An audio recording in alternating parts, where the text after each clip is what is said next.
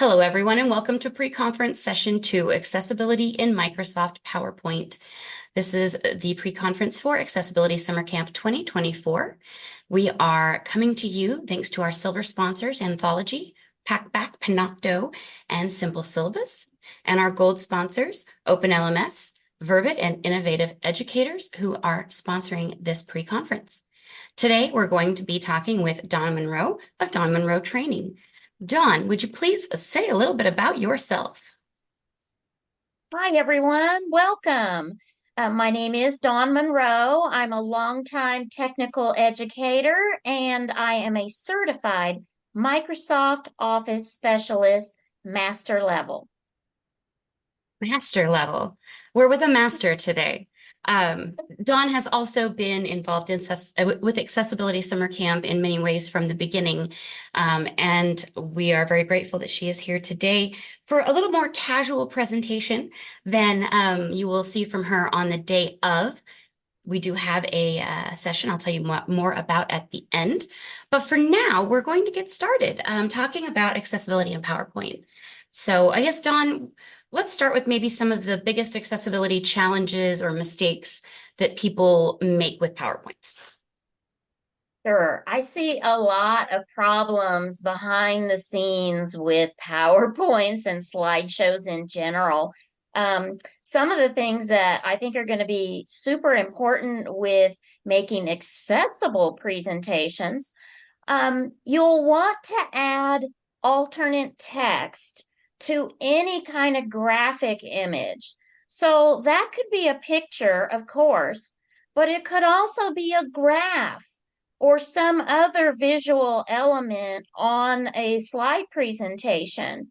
Even when you link maybe a video, you'll want to be able to describe and add some context to any graphic element that you're sharing. A few other things, though, that's not the only problem. Other problems that I see frequently, how about a placement of a long, ugly website link? You know, a Yeah. long URL, HTTPS. Your Forever and screen ever and ever. is going to read those letter by letter. So we want to put some nice readable text, and we want to hide our links, our hyperlinks behind that readable text so that it makes it accessible for everyone. And Let's see, a few more other attractive problems. visually. I mean, right? Because it's not pretty to see that long old link on your beautifully designed PowerPoint slide either. So it really does benefit everyone. You noticed I called it an ugly link. So yes, we want to make everything look good. And really, that's not just for PowerPoint. That's a great rule for your emails, Mhm. for your Word documents. Even in Excel, you can add text and hide the link underneath it. So I think that's the way to go. Other problems I see in PowerPoints. Now, this is something, if you've never thought about accessibility before, you don't really know that there's a reading order to the content on a slide. So, for instance, when a screen reader is going through what's on each slide, we probably want it to start with the title of the slide and then kind of move through the elements, describing the picture, reading the text in the order that we want it. And there's a place in PowerPoint where we can kind of get under the hood and look and see what that reading order is. And we'll actually show Would you you that like to in see a it, minute. Crystal? Oh, well, yeah, if we can see it right now, let's do it. Sure. Let me bring up something that I've got prepared for you, and let me share the screen. Share the screen, share it there, and let me bring something over. We're going to talk through a few of these slides, but what you can see on the slide I have in front of you, and I've got you underneath. We're seeing all the things happening behind the scenes here. Let me move you to the selection pane. And so here on this selection pane, you can see there are a variety of items listed. There are 4 items on this slide. There's a graphic here, a graphic here, a graphic here, and a title here. And so we can go through and customize how each of these things are listed, Mm. and we can rearrange them, moving something up or down. So there we can actually type in check your work, trying to spell correctly. It's And all then good. you can move that up and down in your reading order. So this is called the selection pane. You really, if you're concerned about accessibility, and I know you are because you're here, you're going to want to turn on the selection pane. That Now, is something you can find. Where can you is find it? yeah, I was like, where can you find it? So that is in the review tab. You can get to a whole check accessibility drop down menu. You see, I've got it open here now, and there's Mhm. a reading order pane. And it's also kicking me over to an accessibility tab on the ribbon. They have been changing so many things, Crystal. Have you noticed? Yes, I feel it's like every time I get into PowerPoint, there's a little something new accessibility wise, because of course that's what I look for first. But yeah, and the reading order, you know, that you have the selection pane and the reading order pane, and I feel like this addition of the reading order pane has actually made it a lot easier to understand what's being seen, especially, and we'll talk about this in a little bit regarding the designer piece that is also new to PowerPoint. But yes, the reading order pane and understanding what that does, it's critical to check that, because if your title is not being read first and somebody is using those titles with assistive technology like a screen reader, and they're going through trying to figure out which slide of 30 they found that piece of information on, they would have to listen to the entire slide rather than just being able to use the titles if it wasn't in the right reading order. Confusing. And I relate this to like reading a book on a Kindle and trying to jump through chapters and things. Yes, The more organized you are in your documents, the easier it is for someone to navigate their way through your document. I'm absolutely. curious, what do you think here? Like when it says picture 13, is that something that you would leave there, or how would you like to see those kind of things? I mean, I personally would prefer to change that to something more descriptive rather than picture 13. Again, Mhm. especially if you've got a PowerPoint with a lot of stuff going on and you want to make sure that stuff that's just purely graphic to make the slide pretty gets hidden, but the stuff that you want is there.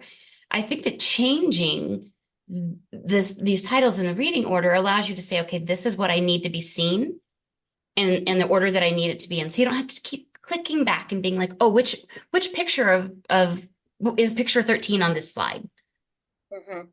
Yeah, and you'll see here as I clicked onto it in the reading order, they've expanded this now so that the actual alternate text is exposed in this area too. So you can be checking what alternate text you have with each image as you are situating how they sit on the slide. So I think this is a nice improvement that they've made. Oh, that's such a nice workflow, because previously you would have to fix reading order and then you would have to go in and do, there was a lot of clicking in multiple places and getting into different menus in order to do the same thing. And it's still a lot of clicking. You'll see on the right side of this pane, you're able to jump through these different items here and check how these are behaving and what you need to do. On the accessibility checker, it's actually showing up and giving me things to look at in my PowerPoint. This is going to be so important as you start checking and going through individual pieces on individual slides to see what's happening behind the scenes. Yeah. Well, and having these open, if you can, some people it's very distracting and they can't have that open while they're working. But if you're going to be building something, I think that's really long, it is so helpful to have it open while you're working so that you can fix mistakes as you go or issues as you go. Mhm. Oh, and And there's see, the example of the alt text.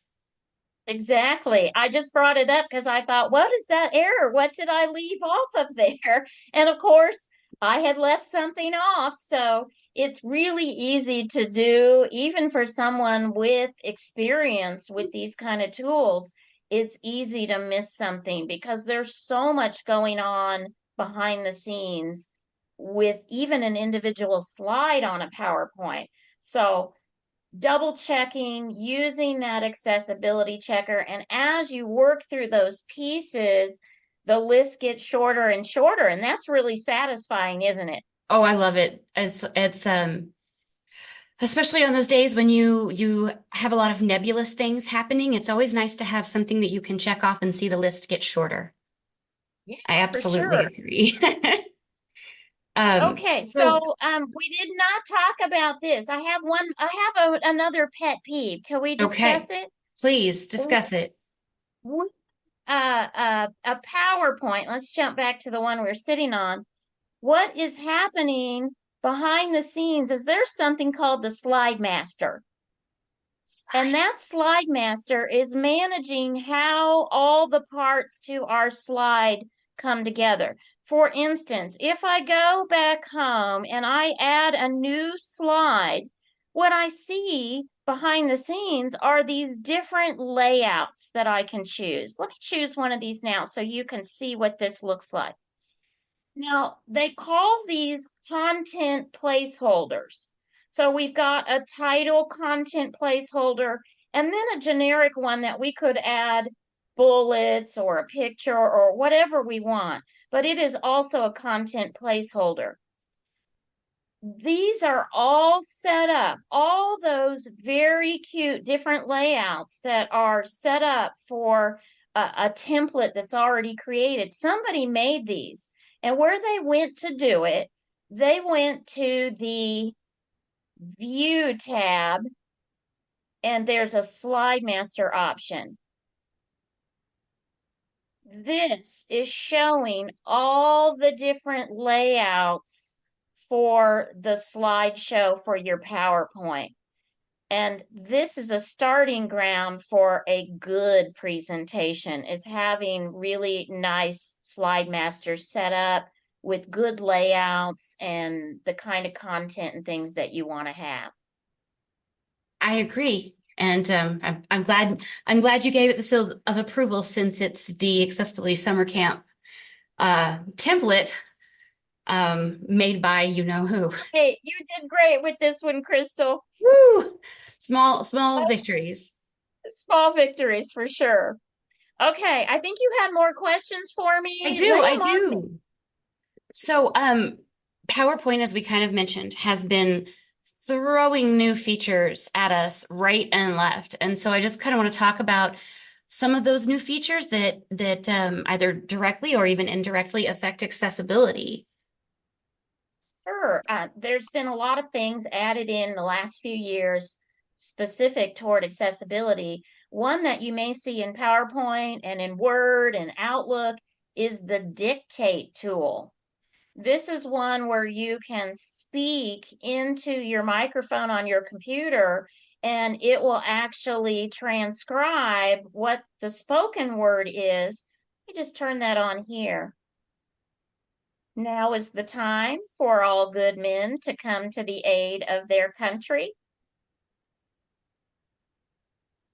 I'm a little older than you, Crystal. Back in school, we had typing class and we had to Oh, get very proficient with that particular phrase. So it may have triggered a few people I hope not. with some old typing class memories.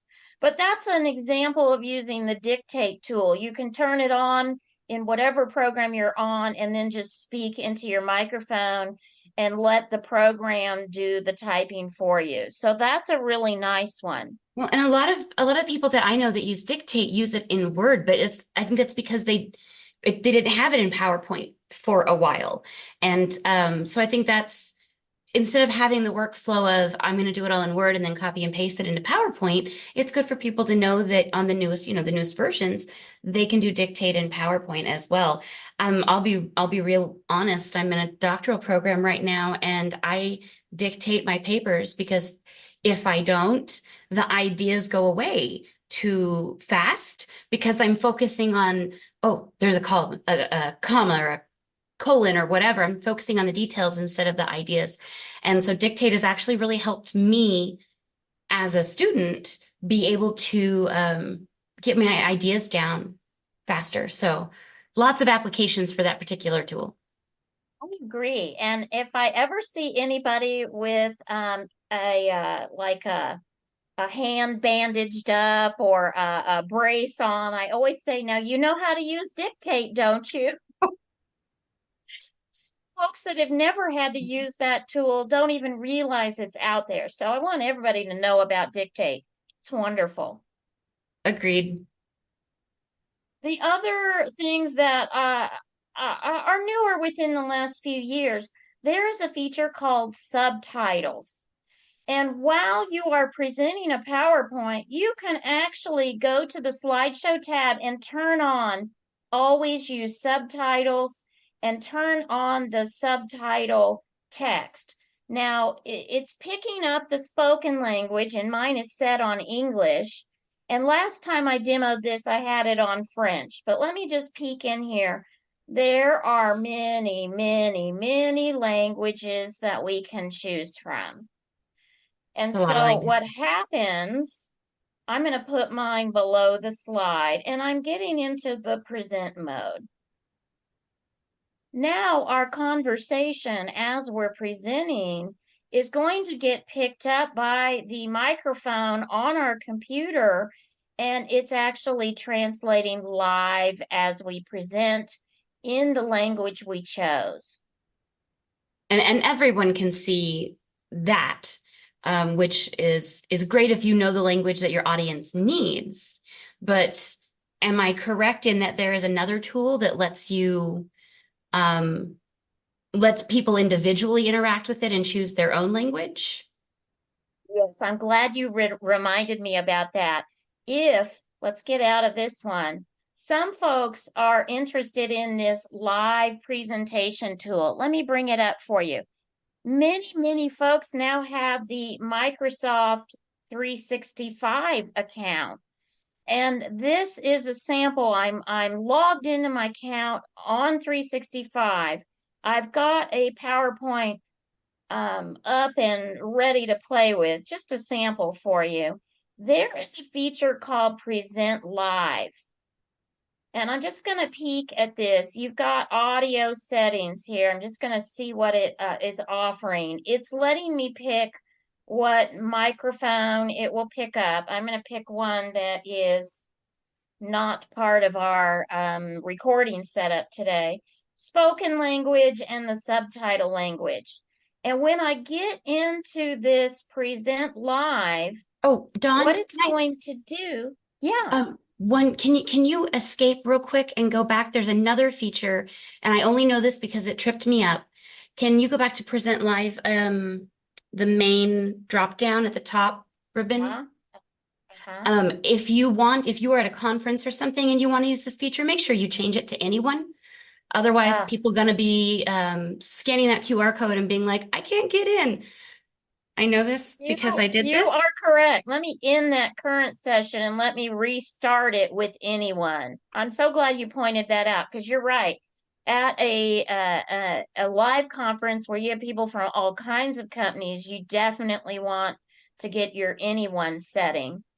And let's go ahead and click to start that. Now, what it's doing, it's bringing up a QR code that anyone with the phone devices could jump in, get that QR code, and they could get a live translation on their phone individually, and they could go back and forth from the slides. So if they missed something in the live presentation, they could navigate those slides on their own time. Don't And the you think nice thing that's too wonderful?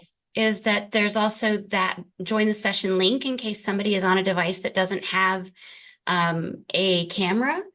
Um, but what's really neat and the cool thing about this, I'll see if I can make my camera show you.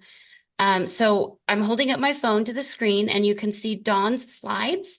And below it, you can see our conversation happening in real time, just like with the other subtitles. But on the bottom of my screen, there is a language button. And I can change this just like Dawn changed the subtitle language, but I can change it for myself.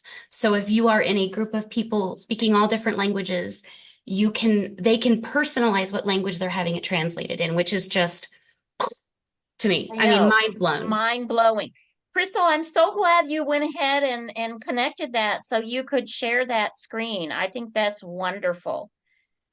Okay, that is a live presentation. I isn't this amazing? I mean, I wish I had this even 5 years ago. We didn't have these tools. These are amazing tools.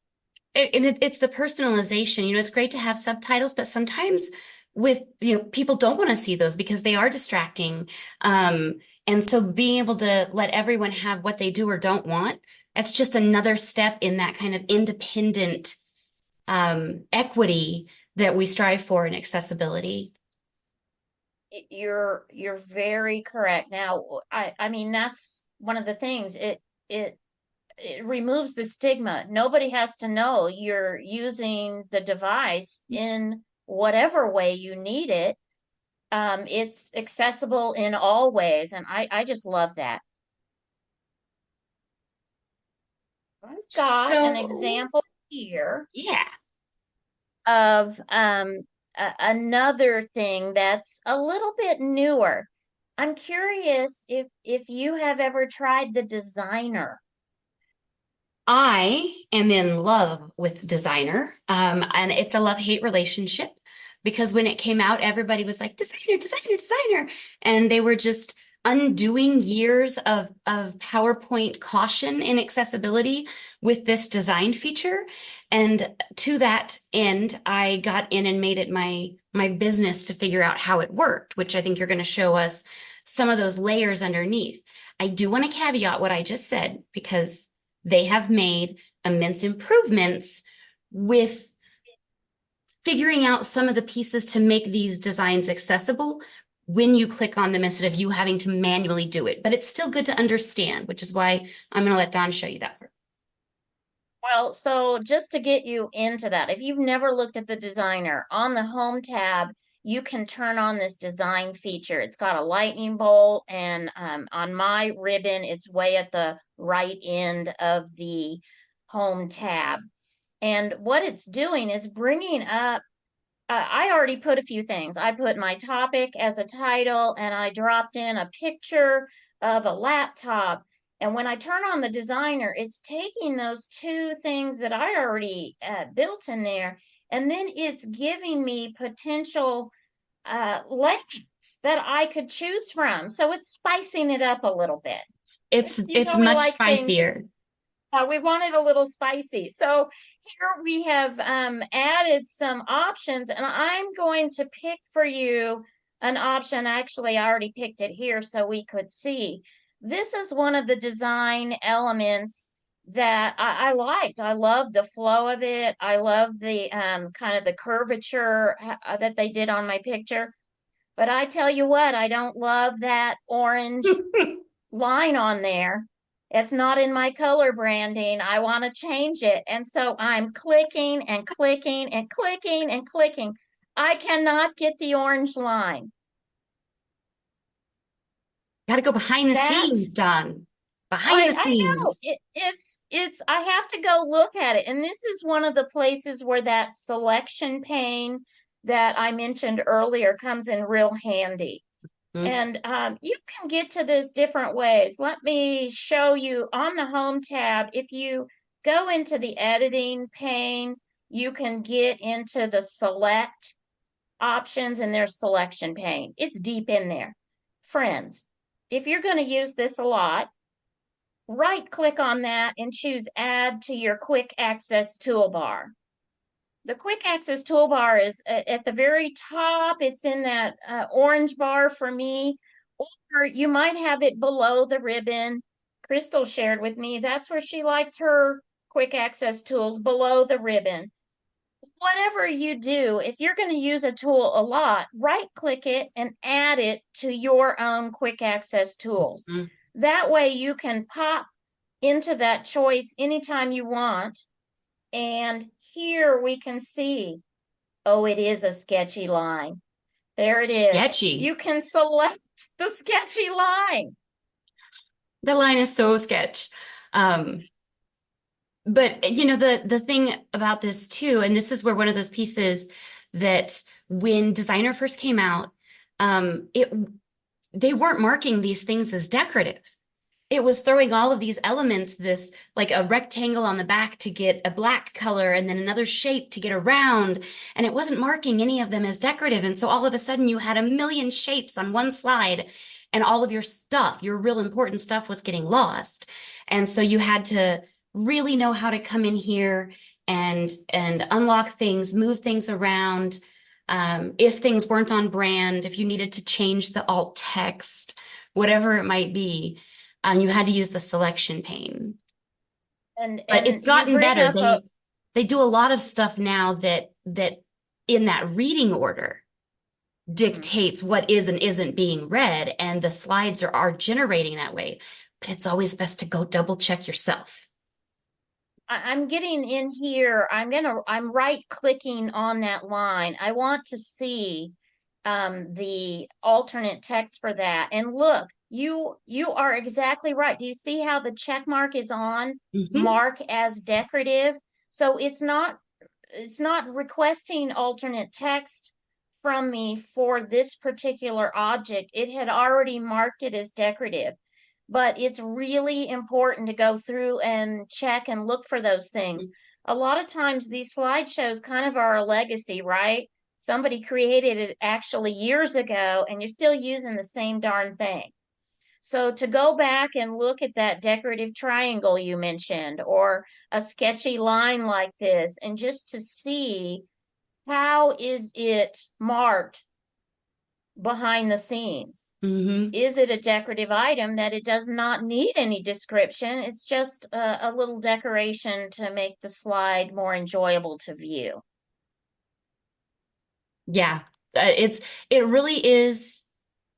It's fun and it's fascinating. I use it all the time, but before it started doing some of the accessibility work itself, I will say that was kind of like the pioneering of just getting in there and trying to figure out how to make the things accessible really helped me understand the layering that goes on with some of those designer slides. And I will tell you, if you pick some of the ones that have smart art in them, because it likes to do, if you've got a bulleted list, it'll try to give you cute little icons and put them in little blocks of rainbow colored text and whatnot. And those you just have to be even more cautious with because there's more going on.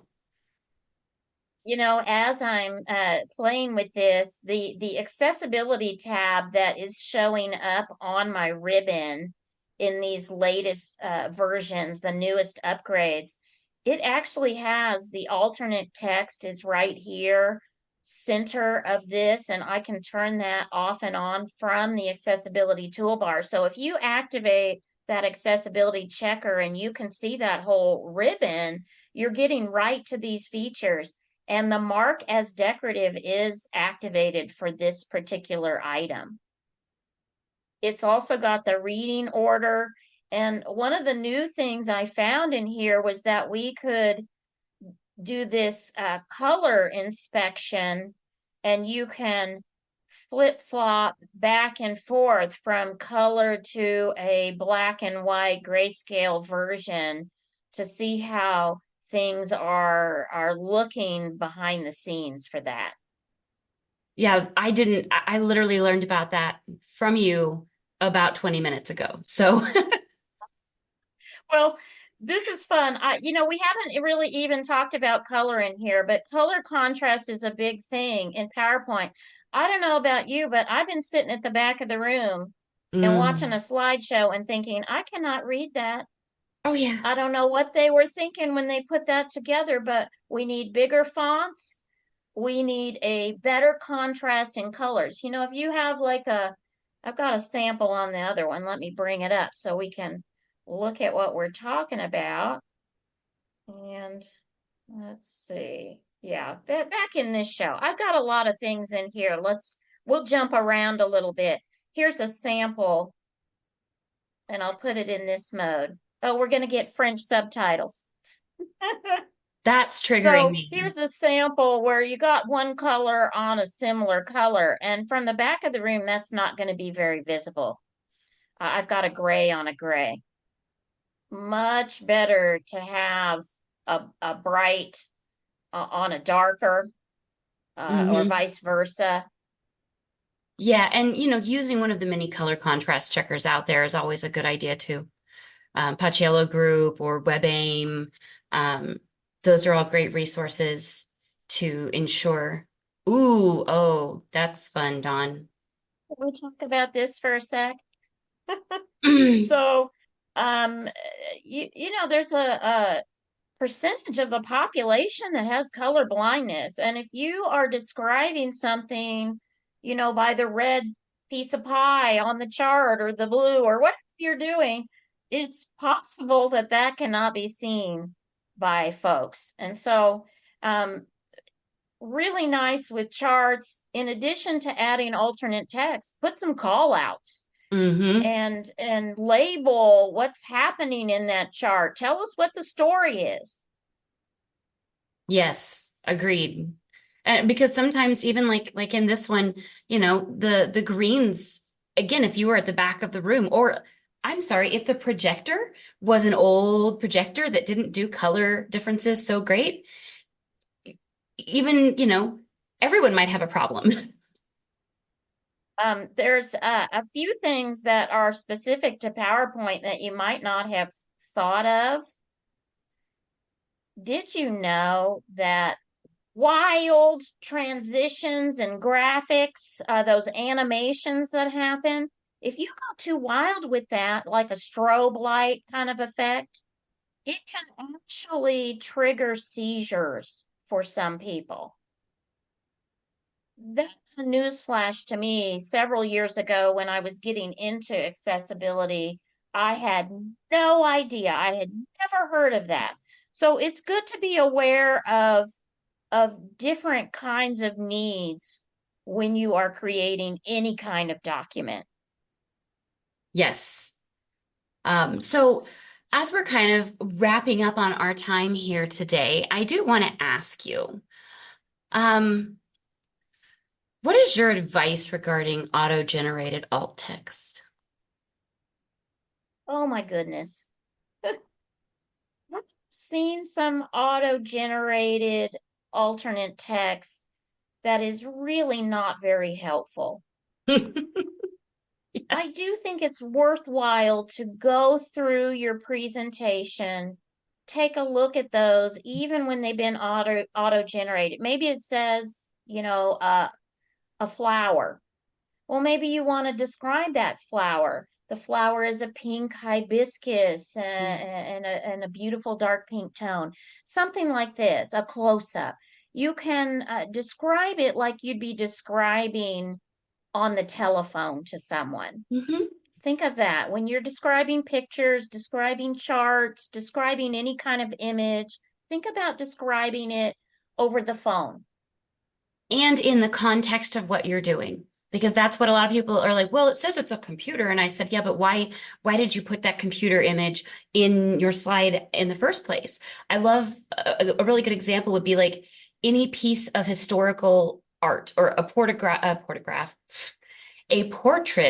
of a historical figure.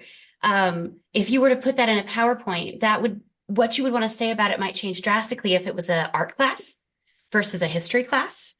Um, maybe you're calling out the strokes the artist used in this particular portrait, but in a history class, it might be, if this was later in Abraham Lincoln's life, notice he doesn't wear a top hat. I don't know. But you, as the designer, as the person making the PowerPoint, you're the only one who knows what you meant that picture I to love say. that you've talked about the context of it, because I can think so many of my programs are going to show a screen capture of a laptop computer. Well, sometimes it's got emails flying out of it, and sometimes it's got a little AI graphic, or what, it could be all kinds of things. So describing it in the context that you're using it is really going to help anyone with blindness and low vision understand the context of the story you're telling. It's like Bitmoji, for instance. I don't know if you're familiar with Bitmojis. I use them a lot of times when I teach because I teach fully online, and they're goofy like me. And I love writing alt text for them because, I mean, I could just put Miss Iseminger Bitmoji, but that does not have the same effect if Miss Iseminger Bitmoji has like 14 cats in her arms versus, struggling, leaning out of a cup of coffee. Huge difference between those two Bitmojis. And the same goes for any of your images in PowerPoint or Well, elsewhere. I'm not surprised, Crystal, that cats finally came up in our conversation. Come on, You you and knew I I are couldn't both let it slide. lovers of the cats.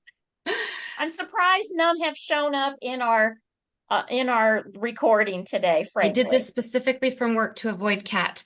Well, I do want to thank you, Dawn, for your time and for all of this great information and for breaking down some of these pieces to PowerPoint that, are new, some that are old, some are just good common sense.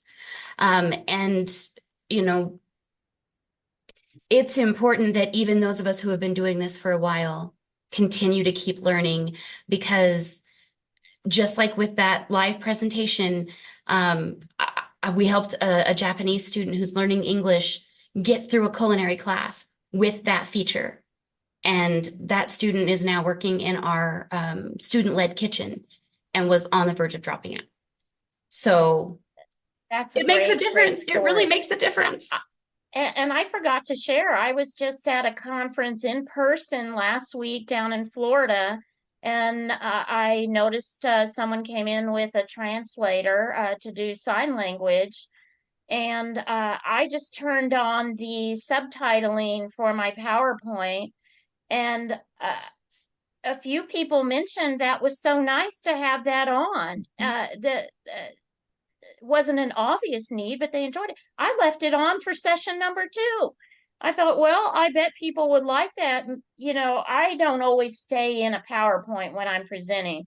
I jump around, I show things on the internet or other softwares. So it's sometimes a struggle for me to use that effectively, but when you're in PowerPoint, it can be very, very beneficial to turn on a feature like that. Absolutely. Well, Dawn, thank you again. Before we go, I want to thank our sponsors again as well. And I want to say that Dawn Monroe will be presenting on June 14th at the actual day of Accessibility Summer Camp.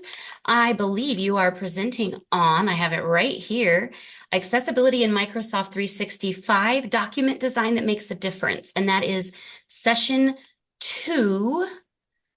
B, to be or not to be. Dawn will be presenting session 2B. If you want to learn more, it's going to be a great session. And for those of you who tuned into the pre-conference, thank you. Make sure to come to the event itself because the networking is going to be great. It always is. We have some fabulous prizes to give away for people who come and participate. And also your attendance, watching these videos, but also being there on the day of helps us show the valid value of this conference. So we hope to see you there June 14th, starting at 8 a.m. Central Time. And Dawn will see you there. Yes, I just looked it up. My session on Microsoft 365 accessibility begins at 1 p.m. Central. There you go. You can go to the Accessibility Summer Camp page, which will be linked in the comments or the title description here. And you can register for those individual sessions using the Zoom links there. So thank you all. Have a wonderful rest of your day.